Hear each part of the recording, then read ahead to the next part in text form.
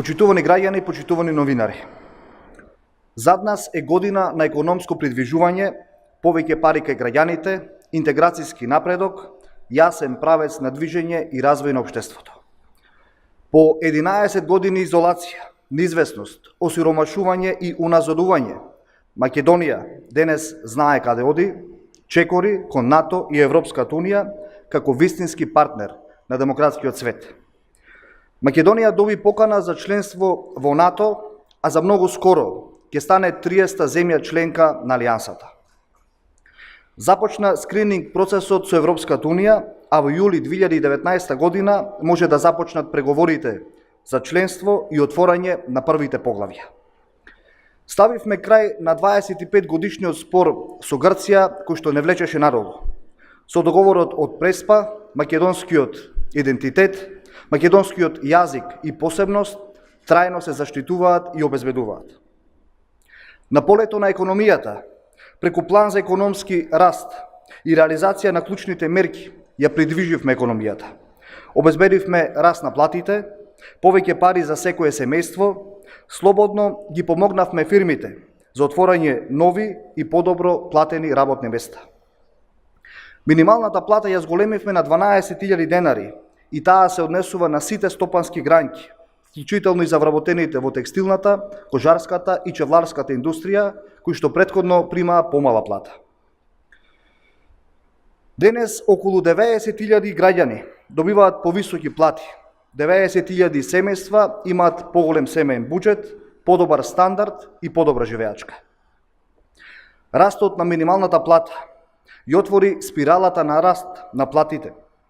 Просечната плата во 2018 година во месец октомври изнесува 24.817 денари, што е за 6,3% повеќе отколку истиот период минатата година. Согласно растот на платите, растат и пензиите, повеќе пари завршуваат кај граѓаните. Исправивме една деценијска неправда, го решивме проблемот со стечајците. Денес околу 8.100 стечени работници примаат по 7.600 денари месечен надоместок. За прв пат сериозно ги намаливме трошоците за граѓаните.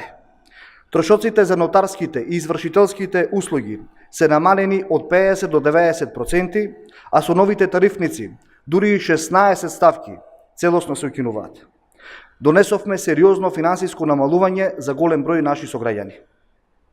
Ставивме крај на репресивната и казнената политика. Воведовме опомена пред казна.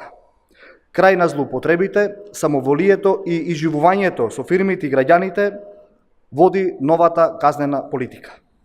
Глобите се намалуваат дури и за 75%, а нивната висина ќе биде пропорционална на прекршокот. Истовремено, за прв пат се воведува градација помеѓу малите, средните и големите фирми. Го реформираме и системот на социјална заштита. Создадовме систем кој извлекува од сиромаштија и заштитува ранливи категории. 2018 година беше година на рекорден износ на странски инвестиции. Само во првото полугодие од годината, износот на странски инвестиции изнесуваше 327 милиони евра. По стабилизирањето на економијата, по надминувањето на наследените проблеми кои што беа направени предизвикани од ВМРО ДПМН, бруто домашниот производ последователно растеше во 2 квартали. Во вториот квартал економијата порасна за 3,1%, а во третиот квартал за вкупно 3%. Растеше индустриското производство и извозот.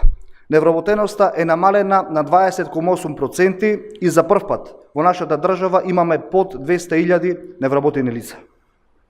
Сериозно се инвестира во инфраструктура, во патишта, во пруги, во мостови. Преку сериозен инвестициски циклус се градат нови и се реконструираат повеќе патни правци во нашата држава. Зад нас е година во која беа обезбедени повеќе пари за земјоделците, се инвестираше во зголемен ученички и студентски стандард, во нова опрема во здравството. Почитувани граѓани, следната 2019 година е година на економија и подобар напредок, подобар животен стандард. Трендот на раст на платите ќе продолжи во 2019 година. Обезбедуваме раст на платите буквално во сите сектори. Вработените во здравството, во образованието, во градинките, социјалната заштита, одбраната, судството, полицијата ќе добиваат повисока плата за 5%, додека лекарите, специјалисти ќе добиваат повисока плата за 10%. Преку зголемената државна помош за предпријатијата ќе растат и платите во приватниот сектор. Лицата приматели на социјална помош добиваат и до 300% повисока социјална помош, а околу 60.000 деца добиваат детски и образовен додаток. Се намалуваат трошоците за земјоделците. Со воведување на мерката зелена нафта се обезбедува 30% поддршка за земјоделските стопанства за набавка на нафта.